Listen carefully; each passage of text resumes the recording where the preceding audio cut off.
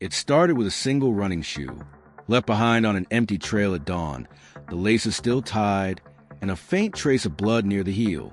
Her phone lay half buried in the dirt, screen cracked, last text message unsent. And just like that, 32-year-old Sarah Whitmore was gone. No signs of a struggle, no witnesses, no goodbye, only a trail that ended in silence. This is the story of the disappearance of Sarah Whitmore, a case that would baffle detectives, break a family, and haunt the quiet town of Cedar Ridge, Oregon forever. Cedar Ridge was the kind of place people moved to when they wanted peace. Tree-lined streets, cozy cafes, neighbors who wave at each other. Sarah Whitmore had been one of those people, a physical therapist, fitness enthusiast, and beloved in her small community. On the morning of May 14, 2017, she left her house at 6:12 a.m. for her daily 5-mile run through the Whispering Pines Trail, a route she'd taken hundreds of times. Her boyfriend, Ethan, remembered hearing the door close as she left. By 8 a.m., she still hadn't returned. He called her phone. It rang once, then went straight to voicemail. By 9:30, Ethan drove to the trailhead. That's when he saw it. Her silver Toyota Corolla still parked in the lot. Her keys, wallet, and gym bag inside. And just 100 yards down the path, her left running shoe. Local police arrived within the hour. By noon, the area was flooded with search teams, dogs, and volunteers. Drones scanned the dense forest from above, but there was no sign of Sarah. The only clue, her phone, found face down in the dirt, 2 miles from the parking lot. The last text message on it was typed but never sent. It read, "Something feels wrong. I think someone's following me." The message stopped mid-word. Detectives examined every inch of that trail, looking for footprints, drag marks, or tire tracks.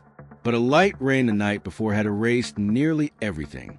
The first person questioned was Ethan, the boyfriend. He passed a polygraph test and his alibi checked out. He was at home, on a recorded Zoom call with a client during the time Sarah vanished. Then came the neighbors. One claimed she saw a white pickup truck parked near the trail entrance around 6:30 a.m. Another said she heard what sounded like a scream or maybe an animal around that same time. Detectives located the truck's owner, a drifter named Caleb Ross, who worked odd construction jobs in nearby towns. He had a minor criminal record, but swore he'd never met Sarah. When questioned, he said, "Yeah, I was parked there. I was fixing a busted tire. I didn't see no woman." But there was something in his eyes, calm, almost rehearsed. Then police searched his truck. Inside, they found a torn piece of pink fabric that looked suspiciously like the tank top Sarah was wearing that morning.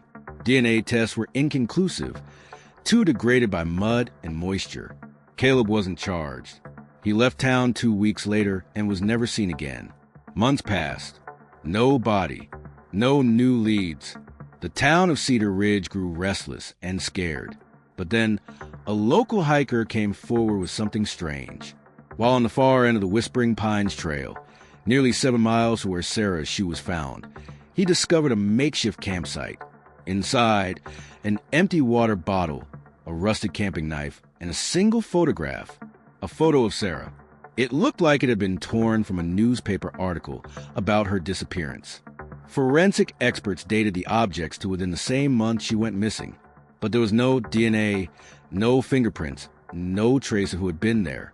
Then came the twist that changed everything and deepened the mystery. 3 years later, in 2020, Sarah's credit card was used at a gas station in Montana. Security footage showed a woman wearing sunglasses and a baseball cap, roughly Sarah's build, paying for gas.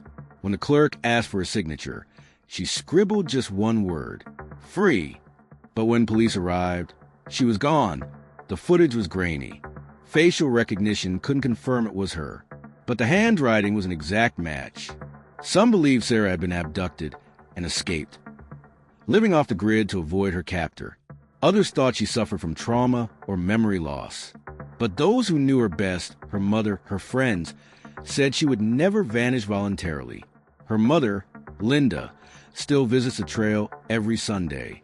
She leaves a pair of new running shoes at the entrance, always the same brand, the same size. "I just wanted to have them when she comes back," she said in an interview.